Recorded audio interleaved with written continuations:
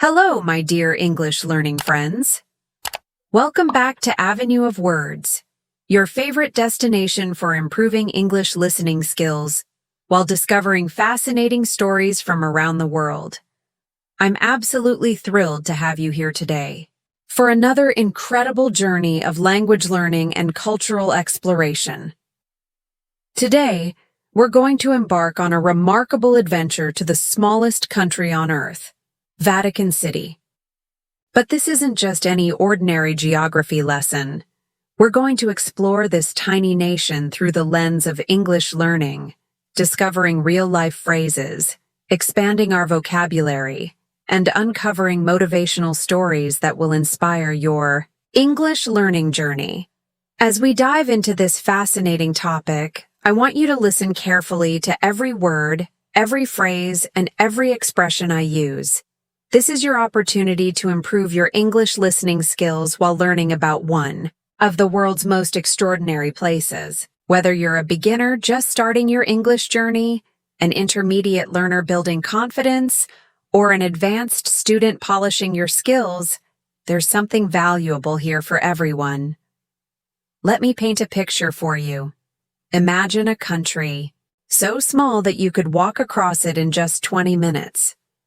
Picture a nation with only 800 permanent residents, yet it influences the lives of over 1 billion people worldwide. Visualize a place where ancient art treasures worth billions of dollars are housed in buildings that have stood for centuries. This magical place exists, and it's called Vatican City. The phrase, "good things come in small packages," perfectly describes Vatican City. This idiom means that valuable or wonderful things often come in small forms, and Vatican City is the ultimate example of this truth. Despite being only 0.17 square miles, that's smaller than most shopping malls, it contains some of humanity's greatest treasures. Let's start our exploration with the most obvious question. What makes Vatican City so special? The answer lies in understanding that size doesn't determine significance. This tiny nation proves that impact isn't measured in square kilometers, but in influence, culture, and spiritual meaning. Vatican City is what we call a city-state. This compound noun describes a small independent country that consists of a single city. Singapore and Monaco are other famous examples, but Vatican City is unique because it's entirely enclosed within another country, Italy. We use the phrase, "a nation within a nation," to describe this unusual situation. The history of Vatican City is absolutely fascinating and filled with expressions we use in modern English. The phrase, "Rome wasn't built in a day," takes on special meaning here because Vatican City, like Rome, developed over many centuries. The area became the seat of Christian power in the 4th century, and it has been continuously important ever since. One of the most remarkable aspects of Vatican City is its governance. The Pope serves as an absolute monarch, which means he has complete authority over the country. This might sound old-fashioned, but it actually works incredibly well for such a small nation. The phrase, "if it ain't broke, don't fix it," applies perfectly here. This system has worked for centuries, so why change it? The Vatican's influence extends far beyond its tiny borders. When we say someone has global reach, we mean their influence spreads worldwide. The Pope's words and actions affect Catholic communities in every corner of the earth. This demonstrates that physical size and global impact are completely unrelated. Let's talk about the incredible architecture and art within Vatican City. The phrase, "a feast for the eyes," means something beautiful to look at, and Vatican City is exactly that. St. Peter's Basilica, with its magnificent dome designed by Michelangelo, is considered one of the finest examples of Renaissance architecture in the world. The Sistine Chapel is another crown jewel of Vatican City. This is where we get the expression raising the bar, meaning to set higher standards. When Michelangelo painted the ceiling of the Sistine Chapel, he literally and figuratively raised the bar for all future artists. The phrase masterpiece doesn't even begin to capture the beauty of his work. Inside the Vatican museums, you'll find one of the world's largest art collections. The phrase treasure trove perfectly describes these museums. They contain an abundance of valuable items, with over 70,000 pieces of art, including works by Leonardo da Vinci, Raphael, and Caravaggio. The Vatican museums represent centuries of human creativity and devotion. What's particularly inspiring for English learners is how Vatican City demonstrates the power of preservation and continuity. The phrase, standing the test of time, means surviving for a long period despite challenges.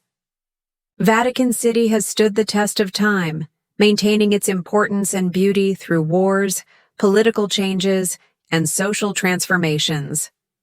The Swiss Guard provides security for Vatican City, and they're famous for their colorful Renaissance uniforms.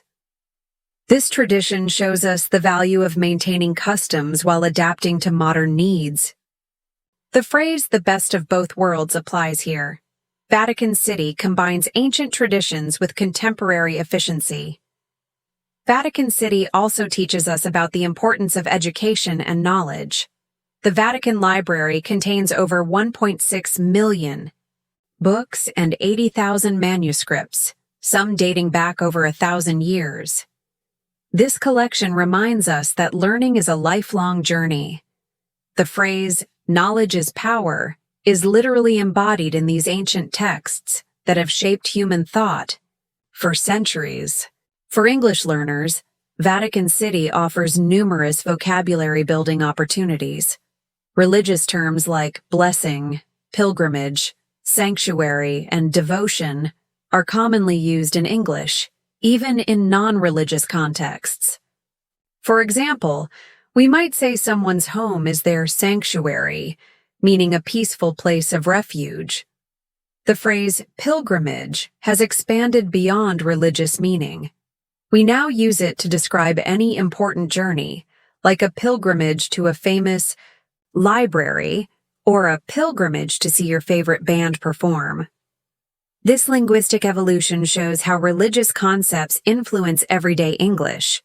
Vatican City demonstrates the concept of soft power, influence achieved through culture, values, and ideas rather than military force. The Pope's moral authority and the Vatican's cultural treasures give it tremendous soft power worldwide. This teaches us that influence comes in many forms, not just obvious ones. The economy of Vatican City is fascinating and provides excellent English learning opportunities. They issue their own euros, and Vatican stamps are highly collectible. The phrase "small but mighty" perfectly describes Vatican City's economic impact. Despite its size, it generates significant revenue through museums, sales of stamps and souvenirs, and donations from Catholics worldwide. Vatican City is also remarkably environmentally conscious. They have installed solar panels and taken numerous steps to become more sustainable. This shows us that being ahead of the curve, meaning innovative and forward-thinking, isn't just about technology companies. Even ancient institutions can embrace modern environmental responsibility.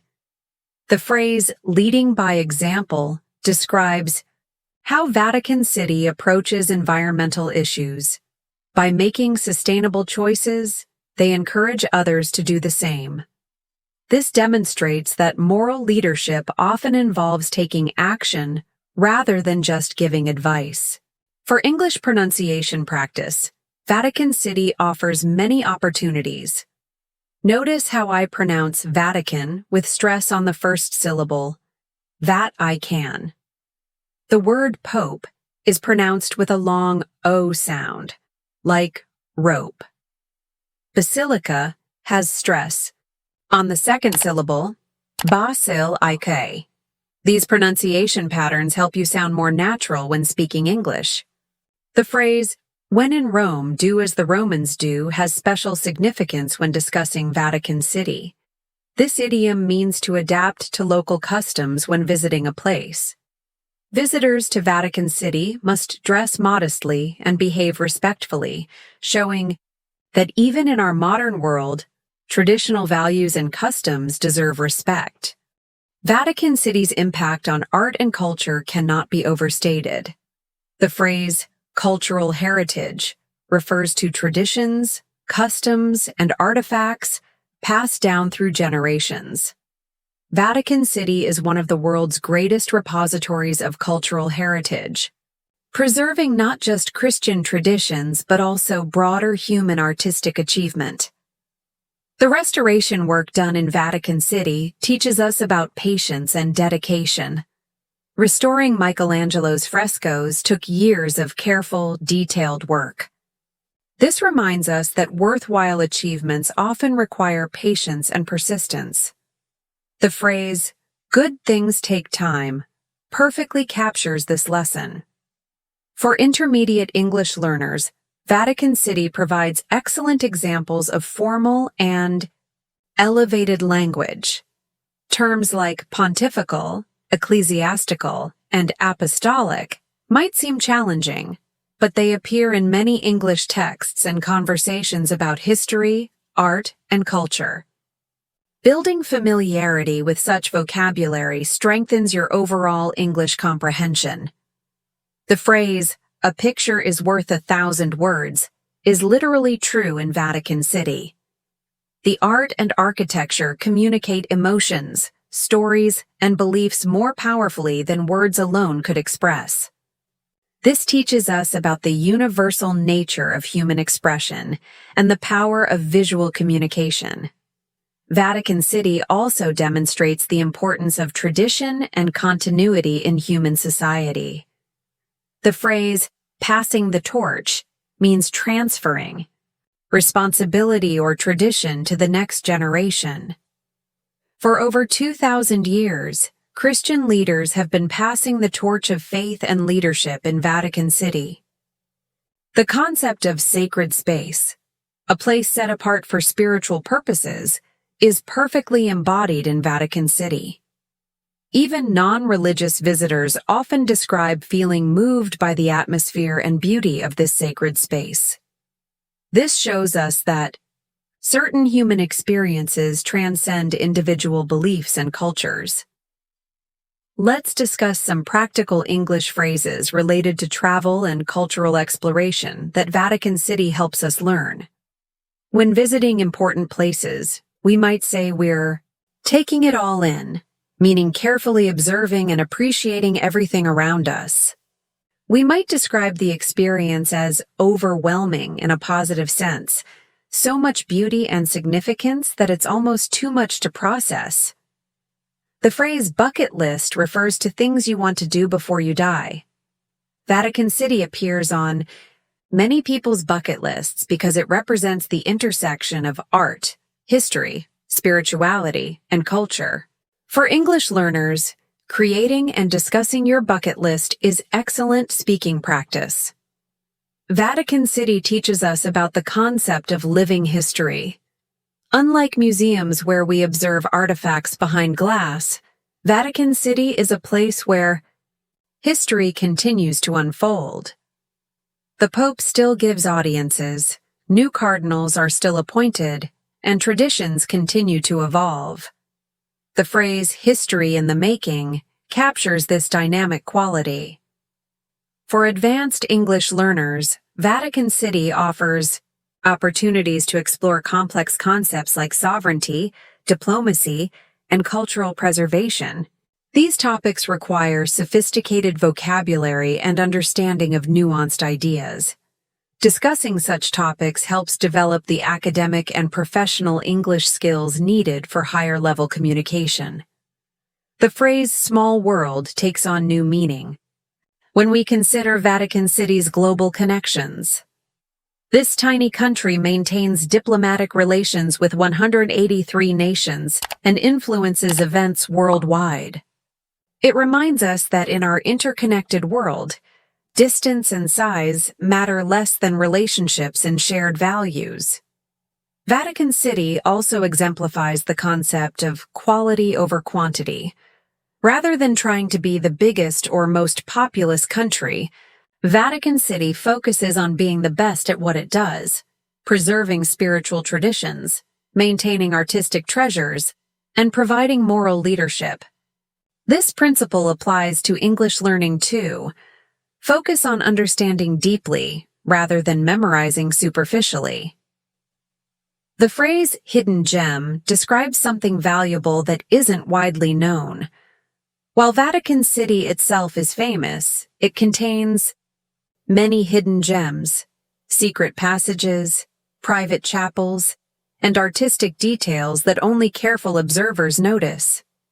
Similarly, English language learning rewards those who look for hidden gems in vocabulary, grammar, and cultural understanding. As we near the end of our journey through Vatican City, let's reflect on the lessons this remarkable place teaches us about English learning and life in general. The phrase, "size doesn't matter," is perfectly illustrated by Vatican City's enormous impact despite its tiny size. Similarly, in English learning, consistent small efforts often produce bigger results than sporadic intensive study sessions. Vatican City reminds us that patience is a virtue, a phrase meaning that being patient is a good quality. The art, architecture, and traditions of Vatican City developed over centuries, not years. Your English learning journey also requires patience. Don't expect instant fluency, but appreciate the gradual progress you make each day. The phrase, "every journey begins with a single step," applies to both visiting Vatican City and learning English. Whether you're planning to visit this amazing place or simply learning about it through English, you're taking important steps in your personal growth and cultural understanding. Vatican City teaches us about attention to detail. Every fresco, every sculpture, every architectural element was carefully planned and executed. Similarly, improving your English requires attention to detail. Noticing subtle differences in pronunciation, understanding nuanced vocabulary, and appreciating the cultural contexts that give language its full meaning.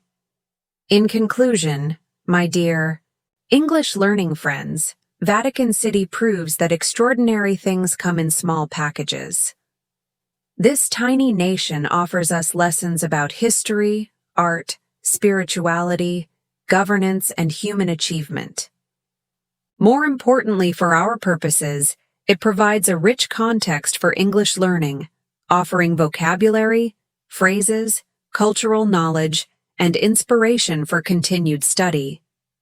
Remember, language learning is not just about grammar rules and vocabulary lists. It's about connecting with the wider world, understanding different cultures, and appreciating the full richness of human experience. Vatican City, despite its small size, opens windows to all of these experiences. As you continue your English learning journey, carry with you the lessons of Vatican City. That size doesn't determine significance, that patience creates lasting beauty, that tradition and innovation can coexist, and that small, consistent efforts can have enormous impact. Thank you for joining me on this incredible journey to Vatican City. I hope this exploration has inspired you to continue improving your English while staying curious about the amazing world around us.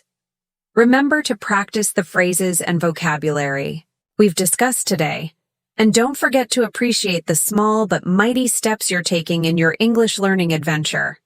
Until next time, keep learning, keep growing, and keep discovering the beautiful connections between language and life. This is Avenue of Words, and I'll see you in our next English learning adventure.